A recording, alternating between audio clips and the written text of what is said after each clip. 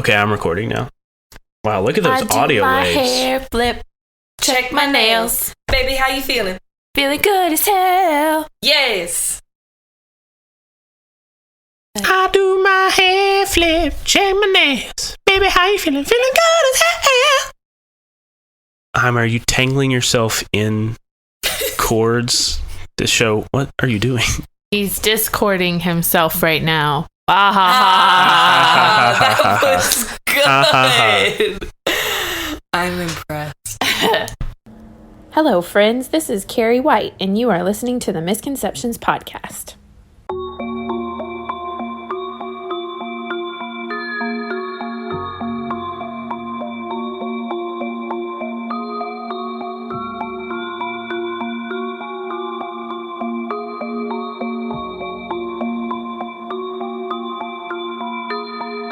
Holy crap. Things were already so hard. We're screwed. Why does this guy smell like this? Does he have candy in his pockets or something? Oh, I have no idea what we're gonna do. Like, the whole city's gonna be looking for us. But at least we've got each other. And hopefully soon all of this can be over, one way or another.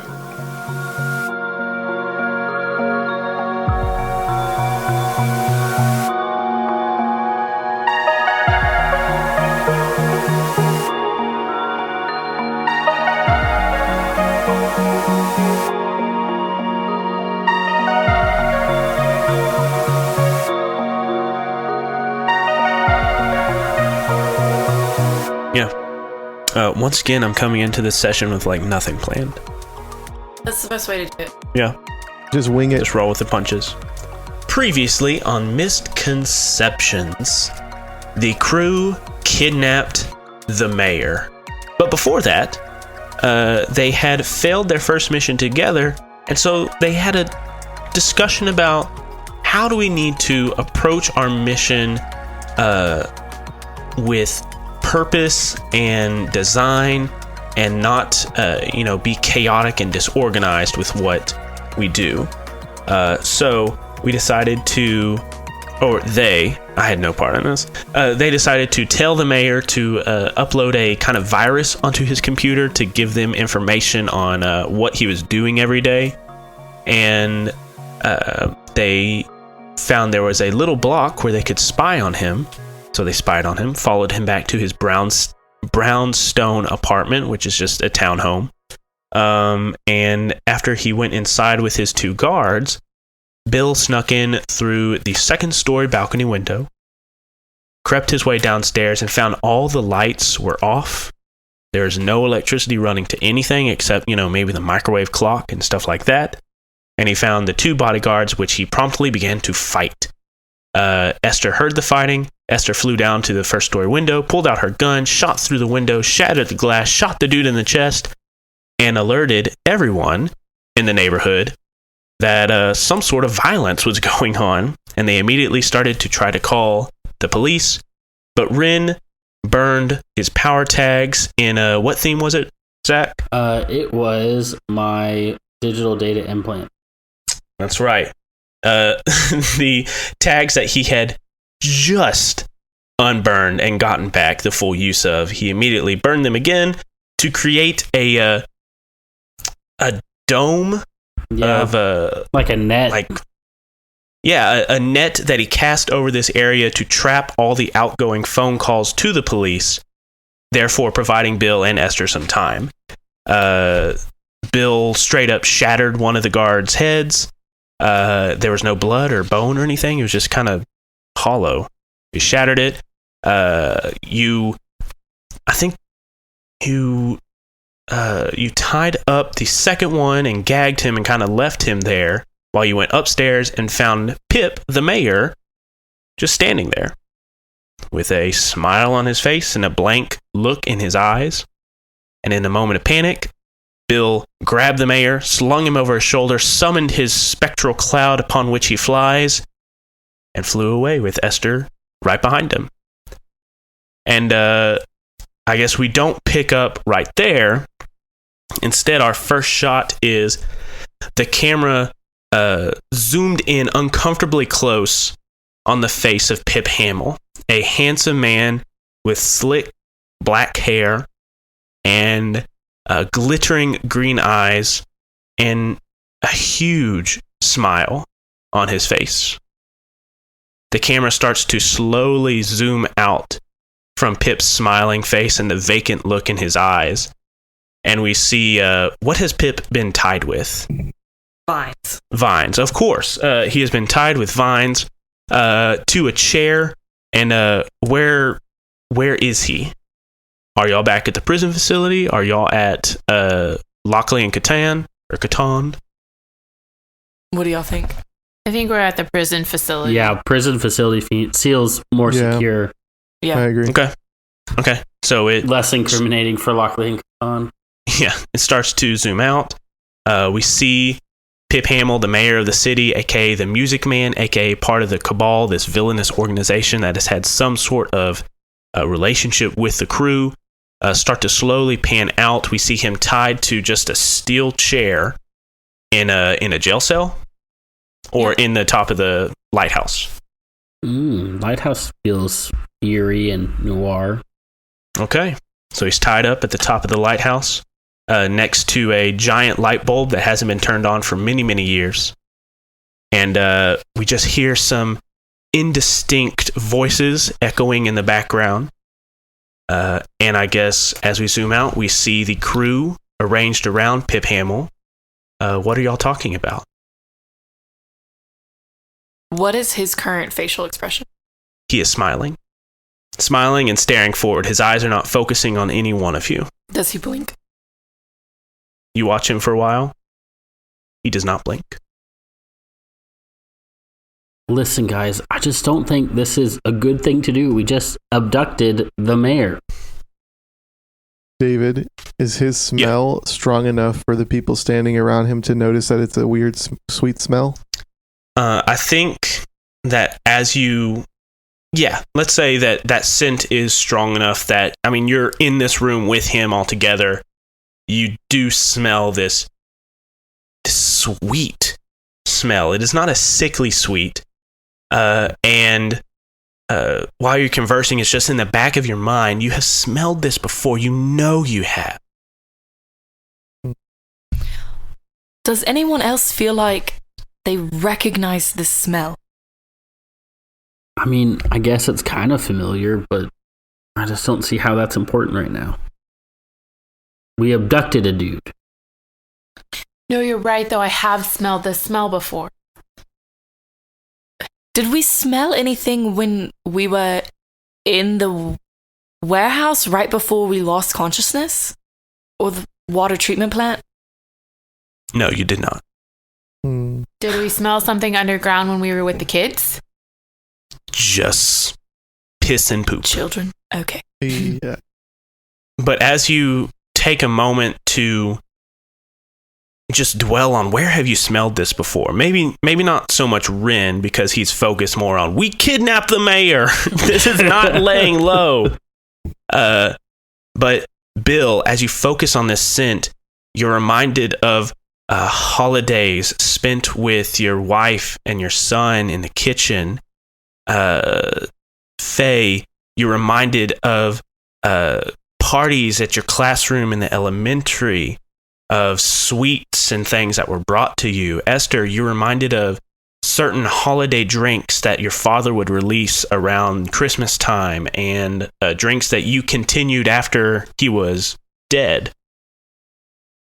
But these memories come to your head of this scent, this olfactory response to whatever musk Pip has laying around him. Faye, kind of shakes her head. Ren, yes, we did abduct the mayor, and we need to address that. He also, murdered children. So I feel less bad. And Bill, I forgot to mention that whenever you cracked that bodyguard's skull, from the abscess that your club left in his face, you got a very strong whiff of this smell from that guard as well. So when they called him the Music Man, not the Candy Man. I was just thinking. Good point. Bill, what were you about to say? I was just going to relay the same information David did in game. Go for it. Yeah, go. So whenever I cracked this guy's skull open or whatever it was, one of the bodyguards, this same smell came pouring out of it. It was much stronger. So it seems like it's whatever Pip is generating this scent, maybe as a defense mechanism or a manipulative tool, but there's definitely something deeper with this smell. Is anybody else concerned that this isn't actually Pip? Like, this is a robot of Pip, but there's a real Pip somewhere else? Yes, very much so. But what if Pip was always a robot? That's possible. Very. Faye, you've been working with him. Yes. Have you noticed any changes recently? Or has he been the same the entire time you've worked with him? You have worked with him, but you've also actively avoided him. Sure. Honestly, in order to protect myself, I didn't spend a good amount of time in his vicinity. So I'm not sure I would know. But that does remind me, the time that he was shot, that was him, right? He was the one shot with the wolfman on the roof that we fought in the thunderstorm. Yeah. There was blood because I used vines to stop the bleeding. Yes, because I was there with you trying to hold people off. Yes. So at some point, but Bill, you said, maybe you didn't, I don't know, when you were fighting, that the men you killed, there wasn't blood? Nope, no blood. So, wasn't Pip shot before we all went into hiding?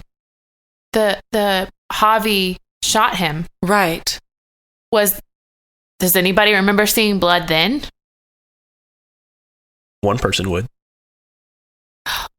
Javi's going to be really upset with us. Isn't Javi here? Did you bring him? He was here. Yes. Yes, the last time you saw him, he was in his cell that y'all are sleeping in. Mm-hmm. But we didn't really address him. And actually, the last time you spoke to him, he was obviously very emotional and talking about how he and your father did awful things. And he said the three of us did awful things. And then he looked up at you, his nose bleeding, and he said, but the worst part is I can't remember anything we did. And then y'all left the next morning to follow Pip. So maybe we need to call Javi. But assuming there was blood then, is it possible that Pip didn't actually survive that? And this is now a robot of him? Anything's possible. Accurate. Especially in this messed up world. So then do we need to go talk to Javi? Yeah. Maybe I would ask if Ren could figure out how to turn this thing on, but I don't know if he'll send out like a homing signal or something. Actually, I don't know if he's sending out one right now. Could you check that? Yeah, that'd be important. Yeah, that'd be important to check. Let me check that with all my burnt tags. Yeah. So, Ren, your servos and indicators in your head are blinking red. Usually they're that light blue color. But, the stress of casting that net of protection and capturing all those phone calls from going out has, obviously left it worn out. So if you try to access that part of your ability to feel something, and it's just not working. Sorry, guys. I'm just, I don't think my brain is functioning right after last night. Just very difficult to think or concentrate right now. I just need to take a break. I'll try maybe with my laptop to see if I can see anything, but right now there's no way that I could connect with him, at least possessing or doing any kind of machine possession or technopathy or anything. Which brings me to an interesting point. What you said, Zach, you said last night. What time is it? Is it the next morning? Is it later that night? I'm thinking this is like under the cover of night. Okay. What do y'all think? So maybe it's like very, very early morning, like 2 a.m. or something like that. Yeah. Okay. Yeah. Well, since we're on this secret base, what if we put him underground? That way he couldn't, if there's any signal going out, no one would be able to see it if we put him far enough underground. I mean, surely, Bill, there's a place that you can put him that nothing can come in or out. Yeah, there's underground lab here. Remember? I think, if I recall correctly. Yeah, underneath the warden's house, there is a like dungeon, for lack of a better word. But then most of that, in that fight you had with the mutated Jimmy the Butcher who escaped, Ren destroyed his gun and like wrecked Jimmy's world and destroyed the house and most of the dungeon and most of the equipment and killed Jacoby. So it is still there, but it's kind of in ruins. Okay. That's fine. Well, what if you put him down there and then don't you have like some of those like weird animal things, mutations? You could have them like stand guard to make sure he doesn't, turn on and walk away. All right, don't call them weird animal things or mutations in front of him. But yeah, we could probably do that. And then I'll go and recharge, and maybe we can try again on trying to access whatever is in, if there is even anything in Pip Hamil's brain. But I'm really just focused on, we abducted a dude who's the mayor of the entire city. Someone's going to notice.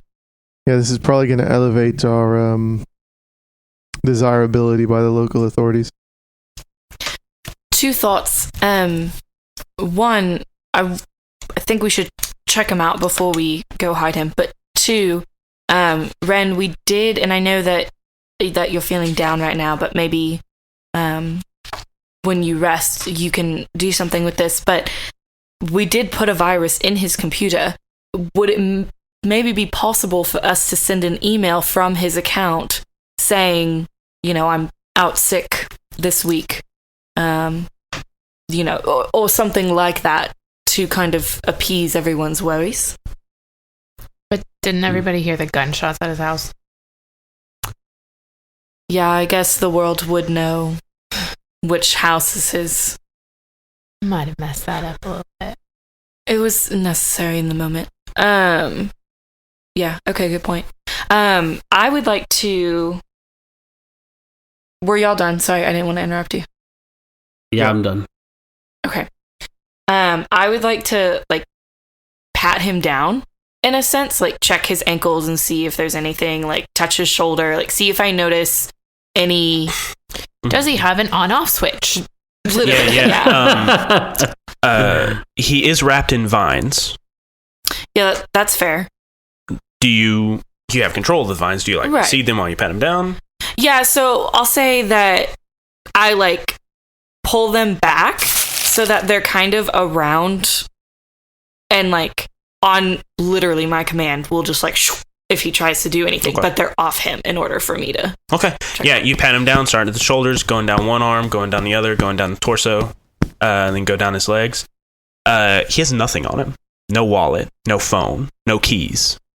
Do I feel okay, I'm going to check his pulse. Do I feel a pulse? There's no pulse. When you touch the flesh of his wrist, it feels rough. It doesn't feel like skin. Does it feel similar to Nick? Did I ever touch Nick? Did you ever touch Nick? I don't know if you did. Did Nick consent to this touch? Oh my goodness. I know you because you got close to him and you smelled like the death. Right.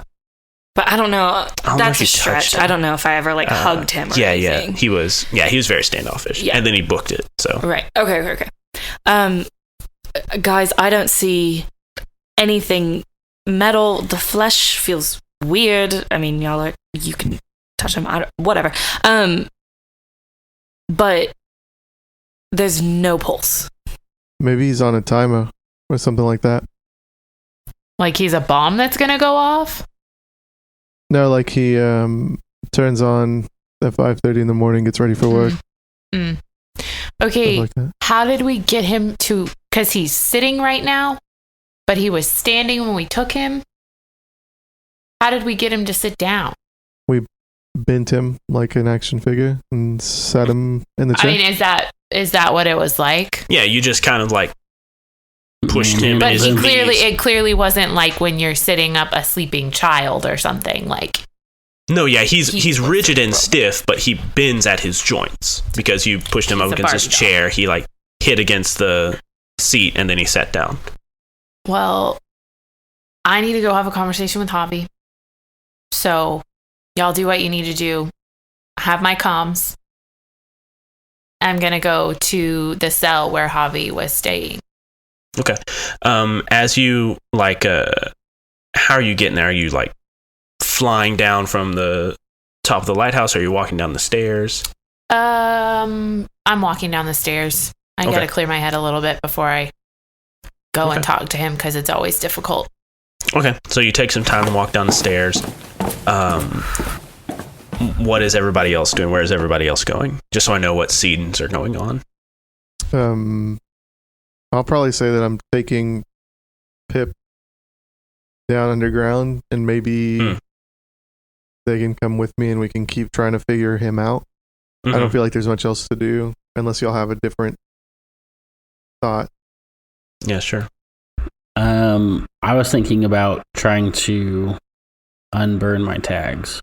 Kind of what I was planning. Okay. And I will go. Bill, I'll tag along with you. All right.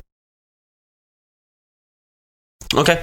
So, Esther, you walk down the spiraling staircase in this lighthouse. You get to the bottom floor. You walk out. As you're walking across, you see all this mist is coming up off the water going across the island. You see shapes walking through it. As you're walking, you pass by one creature who has these gorilla forearms and little stubby legs, the face of a man, and just an armadillo carapace on his back with a tail swishing back and forth. He's carrying these stones and he looks at you. And then he slowly steps in front of you and keeps walking and scurries off into the mist. But you walk across the way, you get to the jailhouse. Of course, all the beastmen that live on this island actively avoid the jailhouse, the scene of their imprisonment. But you walk in, you go to the cell where you and Javi were staying, and Javi is not there. Did he leave a note or anything? There's no note. His the ring of beers that he brought with him, now I think that was the only personal item he grabbed from the bunker before he left. It's still there. And he hasn't drank all of them? No. So I know he's coming back.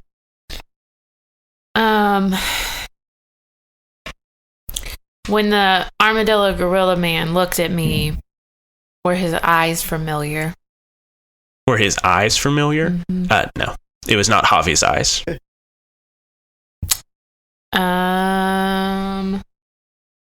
I'm gonna call Javi. Okay. You call Javi. It rings. It answers. What's up, Esther? Where are you?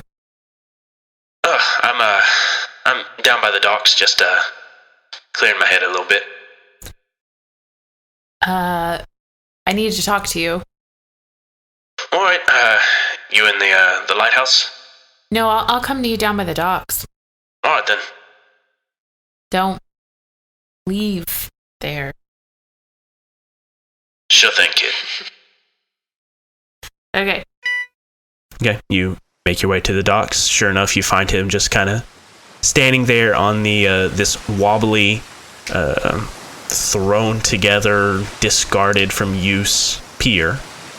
And he is just standing at the end of the pier, and he's looking out, and you can barely see, dimly through the mist, you can see the lights and cityscape of the city.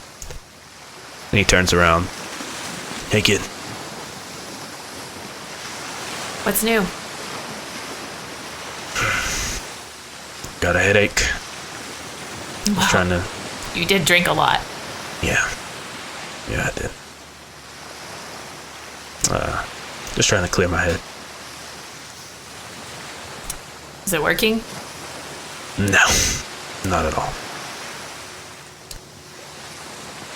Do you feel up to answering some questions?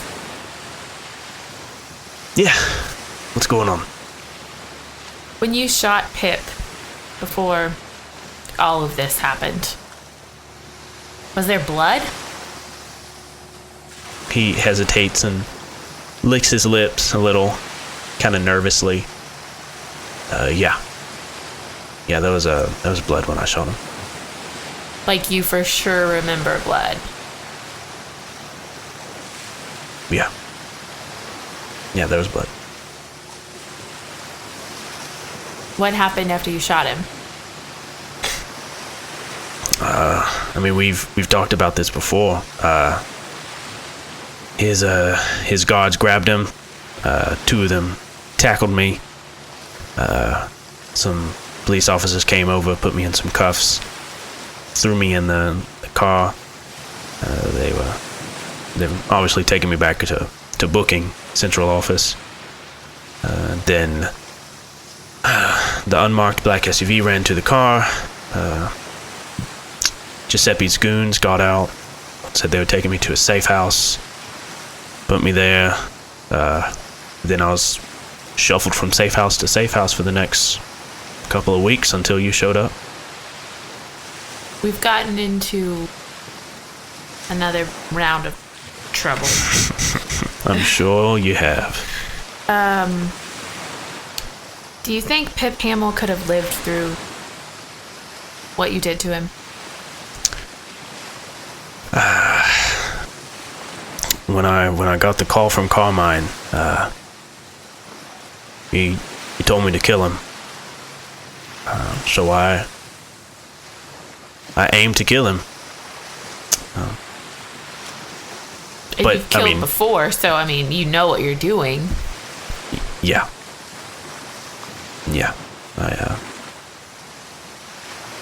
Anyways, but I mean, he's the mayor. I've seen him on TV. I've heard his speeches. But have you noticed anything different about him? Oh, really? Seems as put together and eloquent as he always has. Pretty sure he's a robot now. Like a robot. No, like a robot. Okay. Ooh, we kind of have him in custody here. Okay. He starts to rub his temples. So you... Oh, Jesus. You kidnapped the mayor, you brought him here? Yeah. We're running out of hideouts real quick. Well, I mean, nobody knows we're here. Yeah. Let's keep it that way. Kid, did your dad ever talk about what he did before the bar? I mean, not really. He talked about, y'all had this relationship before the bar, but... Yeah.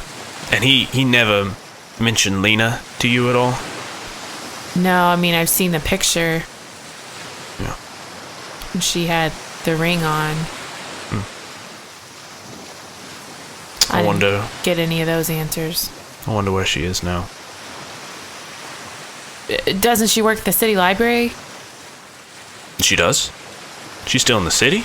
I mean, I may have looked into her at one point. Have you talked to her? No. Then everything happened. Yeah.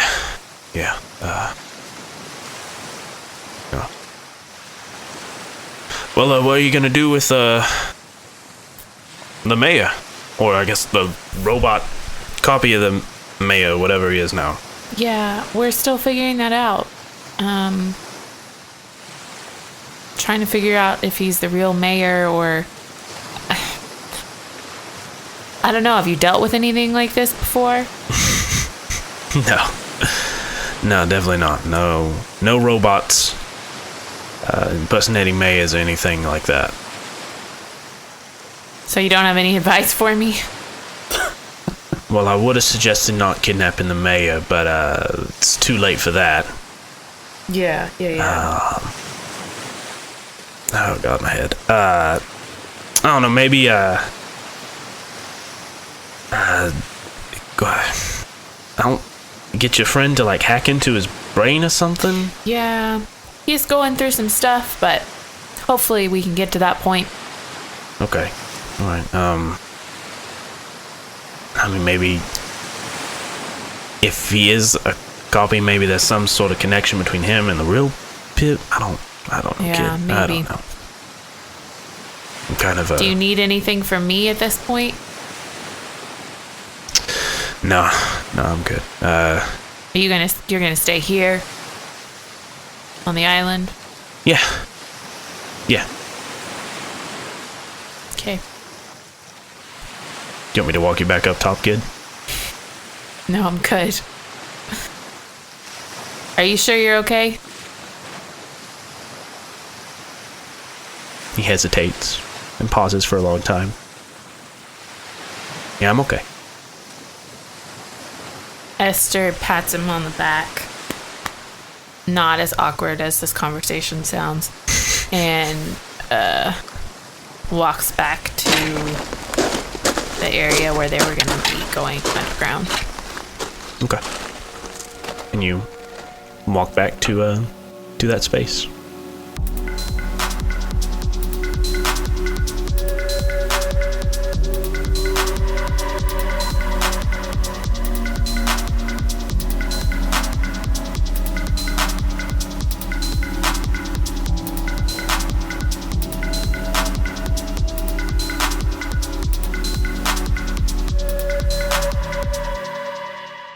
Hello, friends, and welcome to episode 63 of Misconceptions.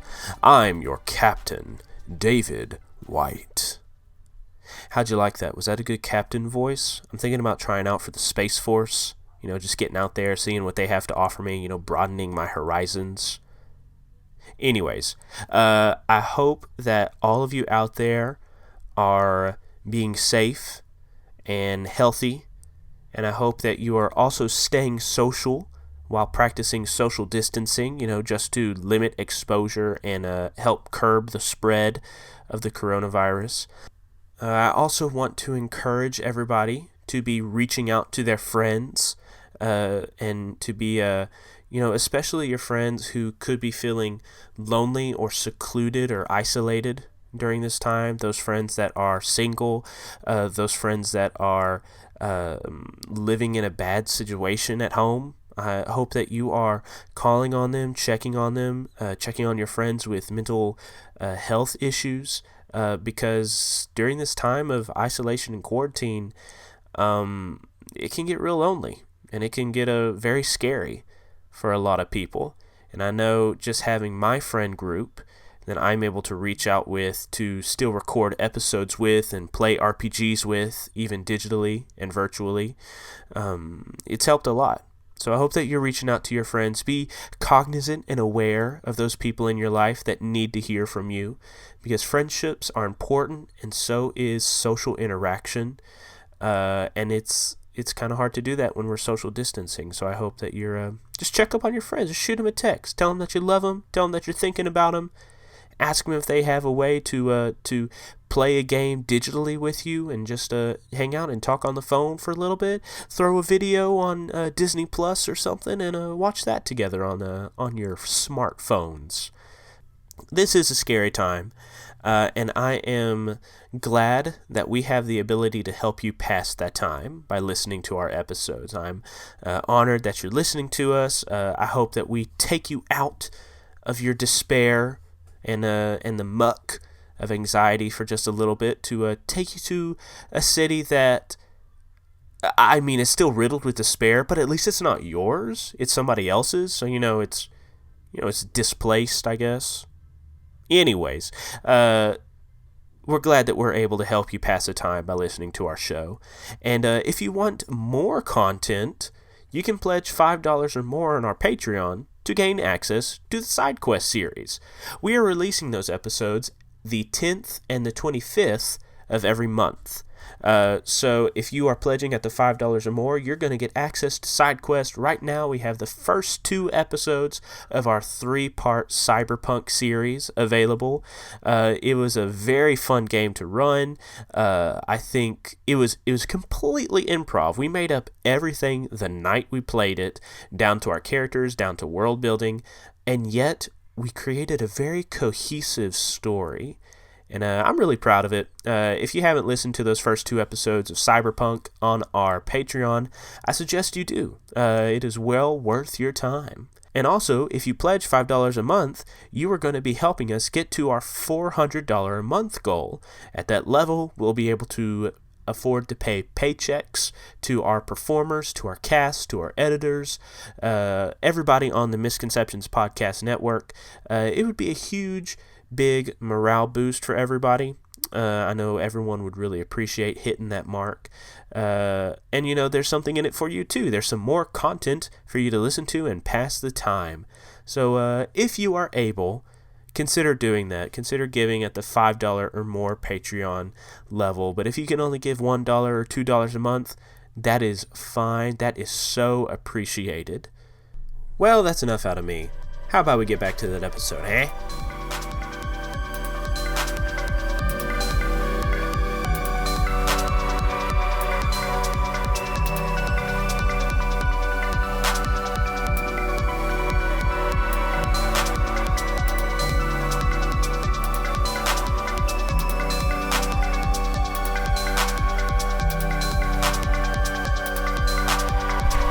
Who's next? Okay, first, it was a great scene. Mm-hmm. Carrie, you were caressing my foot the entire conversation. And it took everything in me to not bust out laughing so many times because you just were like rubbing your foot along my toes and then along the side of my foot. And then you were like tapping it with your foot. But it was such a good scene that I didn't want to interrupt. That scene felt terrible. No, it was good. It was really good. Yeah, I think Esther. The scene was good, or that she was caressing your foot. Well, I think Esther has this awkwardness in social settings, so I think even with your surrogate father, I think that was appropriate. My awkwardness in real life is perfect for my character. Well, and Javi is not fully functioning, right? So yeah. All right, so who's next? I'll go. Okay. Unless someone else is dying to go. No, he needs you to go. I feel like in this moment, Ren, kneels, takes a knee, I guess, and kind of places one hand on the ground and then one hand on his head. And I want to say that I'm I guess the best way I can think of it is connecting back with the world, but then also restarting my brain. Oh, okay. In an attempt to unburn the tag. Sure. Is there a way you could plug your head into some sort of technology to kind of resync your brain? Yeah, that's a good thought. Yeah, I'll reset it. And so I take a knee. I pull out my laptop And there's like cords and stuff coming out of my bag, and so I grab those and kind of, they're almost like heart monitors, except for they're coursing this blue energy through the cords, and so I plug them on my head and then kind of hold them there as if like deep in thought. And so you just see this coursing blue energy and this like glowing coming from my head, and then suddenly it kind of, the light dims and lowers, and for a moment there's I just kind of have like a blank stare, and then like 1 second later it kicks back on, and it is fully like just full of light, like even brighter than it was before, as if it was just kind of like reset the system basically. Okay. Like, so Ren went into sleep mode for like a second as his brain rebooted? Yeah. Okay. Yeah. So you have this all plugged in, and your brain starts to glow again. You see the blue lights kind of light back up. And I like to imagine there's a little like screen on your computer that shows like the progress of your upload. Yes. Or that. Yeah. And once it's done, you unplug all the cords from the different nodules on your head, and you exit out of that screen. And then the screen from the previous night is still pulled up. It is Daisha's information, her address, where she's working now, a picture of her.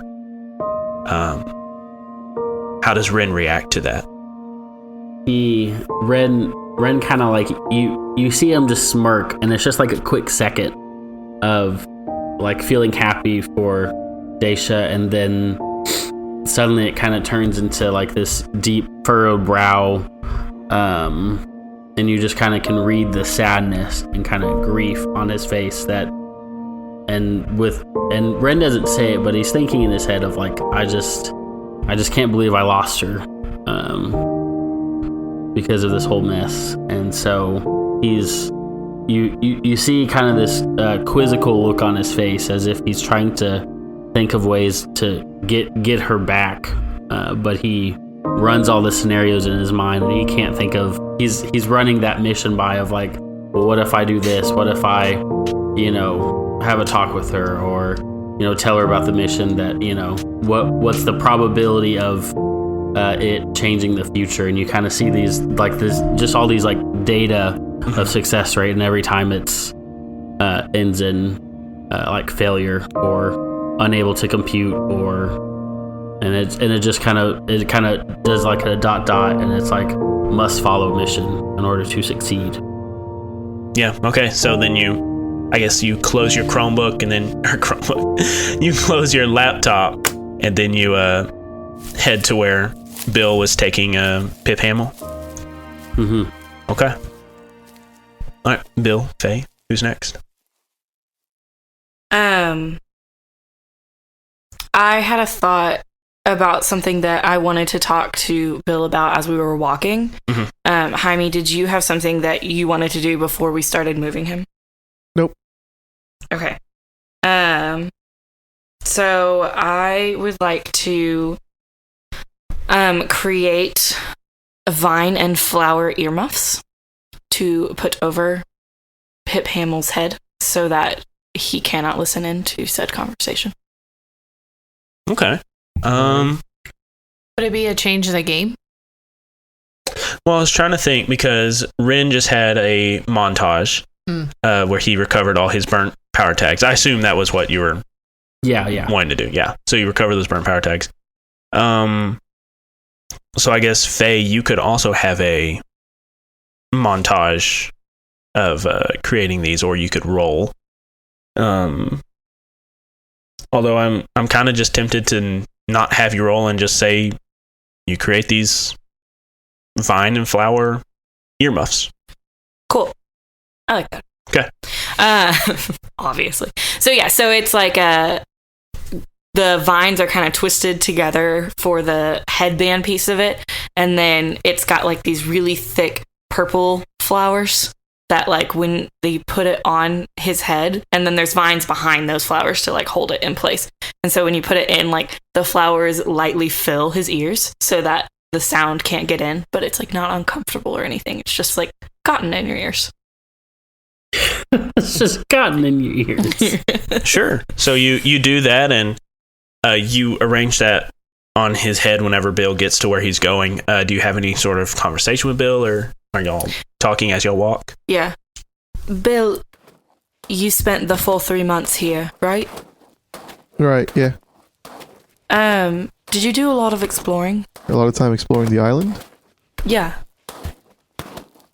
I was more interested in the Bacabs and figuring out what was going on with my family. I would go around the perimeter of the island. But why do you ask? Well, And Faye, before you answer, you've never heard Bill mention the Bacabs. Faye kind of pauses and stops walking for a second and then continues to walk, used to learning brand new things about Bill. Well, the first night that we all met up here, I was leaving and I saw an interesting painting, and I didn't know if you had seen it before, and I didn't really know what to do with it. What'd you see? It was like animals and people. It almost looked Aztec-y. And it was a cloud with you, and there was light radiating from it, and it was touching all of the people and the animals that were laying on the ground. And it looked very similar. You in this painting looked very similar to how Jeremiah looked before he died. Yeah, I actually haven't seen that painting. Maybe it's newer. So what do you make of that? Is it like a caricature thing? They like draw a picture of me, or what do you? I don't know. It almost felt like it was a prophecy of some sort. And I could be wrong about that. I didn't know what to make of it. I feel like I know so little about your background. But it seemed important, and I hadn't had a chance to tell you, and I didn't know if you would want the others to know. Maybe we should talk to the animal people. Yeah, maybe. And I'll have to show you. It was somewhere near the docks, because I was getting on a boat. And maybe we can find it again. All right. Okay. And Bill, as you're walking, you the cell phone in your pocket buzzes. You get a text. I read the text message. Okay. So as Faye is telling you about this strange painting, you just kind of pull the cell phone out of your pocket. You have Pip slung over your shoulder, and you look down at it. I don't think you have this number saved, but it reads, "Hi, Bill. This is Alec. Remember from the hot dog stand, the tattoos and the dreams? I found the other guy. I was wondering if you found yours. We should meet up sometime." I send back wrong number. I'm just kidding. I'm gonna send back need more time. Kind of tied up with something at the moment. Send. Okay. And you send it. You immediately get a text back that says, "Sure thing, buddy." With 3 exclamation marks. I send him back a thumbs up. Okay. Do I see any of this? I'm sure he like pulls out his, because you're arranging the headphones or the earmuffs on Pip as you're walking, and so you're like on that shoulder, and he's like, you can see he's like texting on his phone. But I'm not like reading any of it. Okay. Okay. So you all 4 come together. How is Pip arranged and restrained? Well, I guess I could describe what this like kind of space looks like. If you remember, there was a large chamber and then a smaller chamber off from that with a lot of cages of animals that were missing limbs and had suitors all across their body and were just rotting and dying. And then there was the other larger room with the vat and the chemicals and the different wires and machines. And I guess in this big room, in this big room, there are 2 steel operating tables with different operating instruments laying around.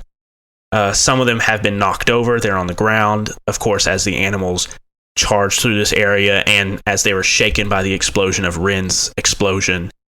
But besides that, this area seems untouched from when you were all 4 last here. So where do y'all arrange Pip? Bill, what would you like us to do? This is your space. Are there like boxes or something in this area? Sure. There can be a box. Maybe we just like set him on top of the box and vine him up. Okay. So he's sitting upright, rigid, and on top of this box. Faye, you manifest some vines. Wrap him up. Am I able to? I think if this was like a combat scene, I would make you like roll because it would be tense and you're trying to manifest in this ground that usually doesn't have vines. Right. But I think in this moment, it is not tense. You have enough time to concentrate. Okay. There are roots from trees and things up on the surface that you could funnel down, and there's old seeds in here that you can wrap them. So it's you get it done. Okay, cool. All right, so he is wrapped up. Has Rin joined us? Yes. Y'all are all together now. All right. Can you work your magic? Rin's like, I thought you would never ask. And he like gets his hands, cracks all his fingers, and puts his hands to his head, or puts one hand to his head and then one hand to Pip Hamil. And you concentrate, you feel the it's not an uncomfortable pressure, but like the pressure of the servos of the machines working in your head. And you push this power, trying to feel whatever machinery is inside Pip. And you get this feeling of nothing.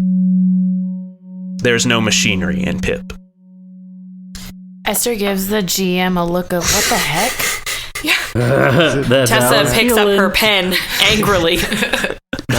So, Rin, you discover this. Guys, I don't really know how to describe this. Maybe it's just an empty carcass. It looks like Pip, and it's a body, but there's no technology inside of him. Like someone must have taken it out. Like there's literally nothing in his brain. It's just empty. Okay. What the hell?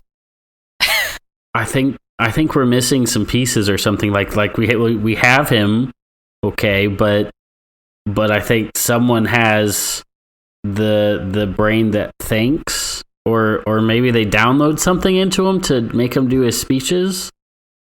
But yeah, we just have like a rag doll basically. He's worthless, other than he looks like Pip Hamil, and we abducted him.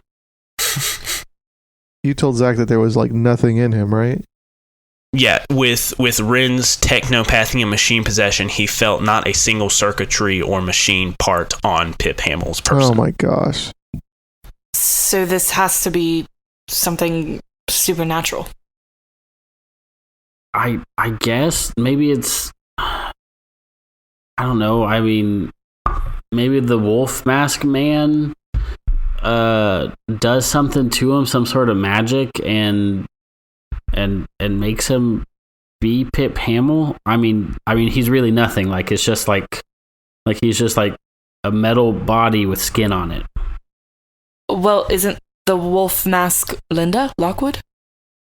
She was just with... She was the demon-faced wizard who was always with the wolf mask. So we still don't know who the wolf mask is. No, but we did take the wolf mask off that guy. Okay, hang on. Let me say that in character. But it was just a Back blank it up. face, wasn't it? Yes! All right. When we took... Roll it back. Cut tape, roll it back. Okay, so the whole thing with Linda, when we were wanted, she was the wizard. We found that out. But remember the time that we also were fighting the wolf mask and we took off his face? not his real face, his mask. And he had the exact same expression that Pip currently has, and he had no response to us. Yeah. That's true, but he was still fighting us. He had some kind of magic or willpower or something controlling him to do what he was doing. How pregnant was Esther at this point? Because This was season 1. a little bit. Okay, well, it's just a long time ago. The fight at the rooftop was the mayoral debate gala in season 1. And do any of you remember, wasn't he just smiling at us? He didn't say anything, did he? He was not smiling. He had a blank expression on his face. Just kidding. Would you say that he was similarly rigid and stuff that we remember?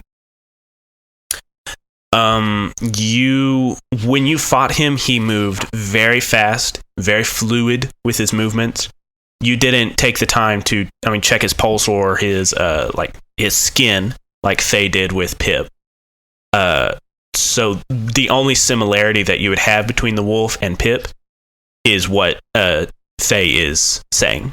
The blank expression, not responding.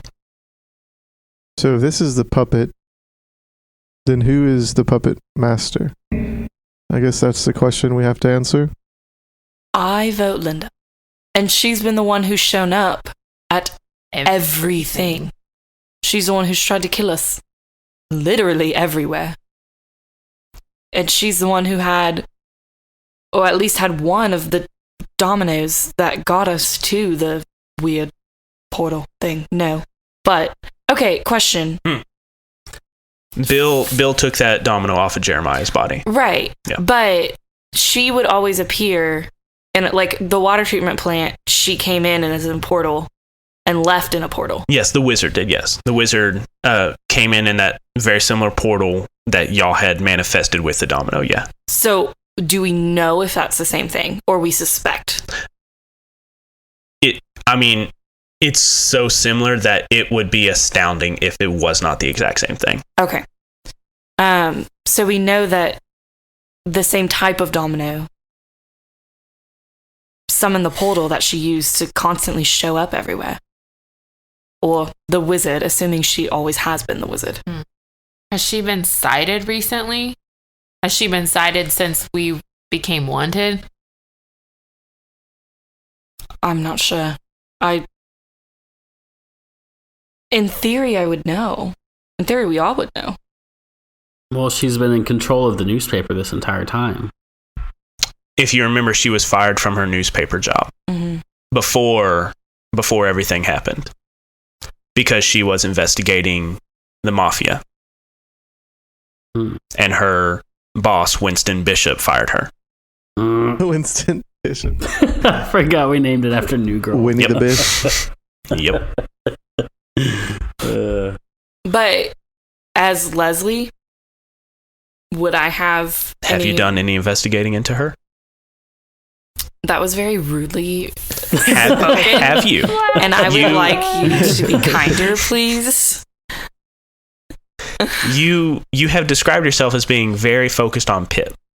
Has your attention also gone to Linda? Not investigatively. I meant like I'm aware of city things. Happenings. Has she spoken out at all? Is there any behind the scenes newsletter, Inquirer kind of thing that's going around? From your background as just being naturally inquisitive and into what's going on in the city, you have not seen anything about her. Okay, that's what I wanted to know. I haven't seen really anything, but I haven't focused on her. I stayed pretty focused on Pip, which also wasn't helpful. So we literally have no idea what she's up to. But Well, we have more clues. that's true. And we have all this time after we abducted Pip Hamil. I mean, okay. I don't know if it's important, but does this guy have organs still? It's only one way to find out. Is this the human form of Pip? I release the vines. The vines fall slack. Anybody got a knife? We are not gutting a man I'm that not we gonna gut abducted. him. I was just gonna like cut at his foot or something. I begin to cut his foot. Okay. Bill, you manifest a knife. Do you take the shoe off or do you just cut through the foot? Through the shoe. Okay. You cut through the Good shoe. God, people, what are we doing? Don't cut through the shoe. As you are arguing about, we shouldn't do this, Bill jams a glowing dagger into the top of the foot of Pip Hamil. Pip Hamil does not scream, does not flinch, does not wince.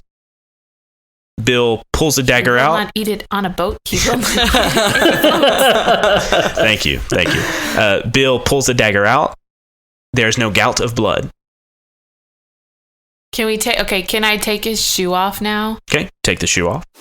You take the sock off. You see a perfect, clean incision where Bill stabbed him. And then you kind of like lift the foot up and you see the point of it went through the bottom of his foot.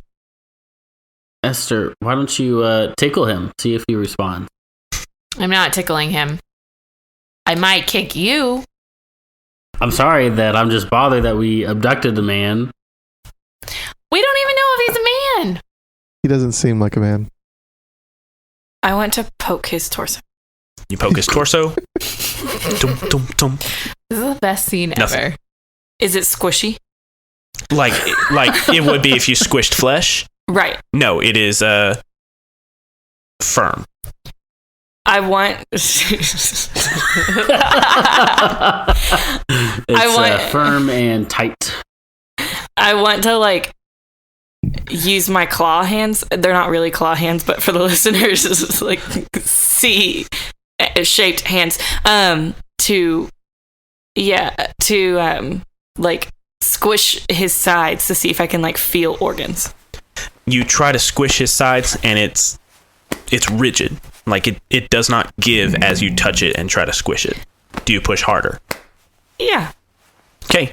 You keep pushing, you keep digging your thumbs, and then all of a sudden you hear your thumb kind of goes into the fabric, not past it, but it like pushes it in, and you quickly pull it out with maybe like a little yelp or scream or something. No reaction from Pip. So did she just break a rib? When it snapped, did it feel... Could I tell if it felt like metally or bony? Neither. Okay. Is he made out of jello? He's a golem. He's made of clay.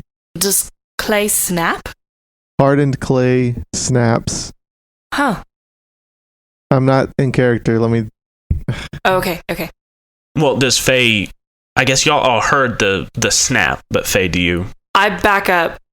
Oh my gosh, Faye, you hurt the man. Thing. Nothing has hurt this. I love how you thing. didn't scream at me for stabbing him through the foot. But you scream at her for tickling him. Faye stands there and looks at Ren incredulously with like her hands up. Well, he murdered kids. And I didn't push that hard on a typical person that wouldn't break a bone, but it wasn't bone and it wasn't metal. I don't know. I feel weird. And I knew that Bill was going to stab him anyways. That was just expected. Bill, what do you think? I don't know. It kind of sounded like a vase breaking or something. Maybe. Is that what it sounded like, GM? It was not sharp when it, like, the sound of it breaking was not sharp like glass, or really not even a ceramic vase or anything like that. It just snapped. All right, I'm pulling his foot open. Pulling his foot open? Yeah, like I'm putting my 2 fingers into the hole and I'm pulling it like to the side to look inside. It does not give like flesh normally would, but as you keep pressing with your 2 fingers, your fingers crack and slip through the foot, and you grab it and you try to pull it open, and his foot just shatters into these dozens of skin-colored pieces on one side, but on the inside, it's this toasted brown color. And Bill, since you are down there that smell hits you again, and you smell it more pungently than it was before, and you suddenly know where you have smelled this smell. I know who he is. Where did I smell it? I've already told you about around holiday times and around cooking with your family, and you have the most vivid memory of you and your son building a gingerbread house together. What in the... This is gingerbread. End of episode. Not the buttons. I finally got it. I was like, wait. Thanks for listening to this week's episode of Misconceptions. We will be back with our next episode on April 13th. If you have a Facebook or a Twitter, you can follow us on both of those platforms to get up-to-date information about the show, behind-the-scenes pictures, and early previews of our upcoming episodes. We also have an email, misconceptionspod@gmail.com, if you would like to contact us that way. This show is wholly supported by the generous monthly donations of our patrons on Patreon. This show would not be possible without them. If you would like to join that elite group of backers, please click the link below. City of Mist is an RPG created by Son of Oak. You can find more of their products at sonofoak.com. The Misconceptions theme music was composed by Aaron Wharton. You can find more of his music at aaronwharton.net. And that's it for this week's episode of Misconceptions. Thank you for listening. Wash your hands, practice social distancing, sanitize everything that comes into your house, but also keep it nerdy, y'all.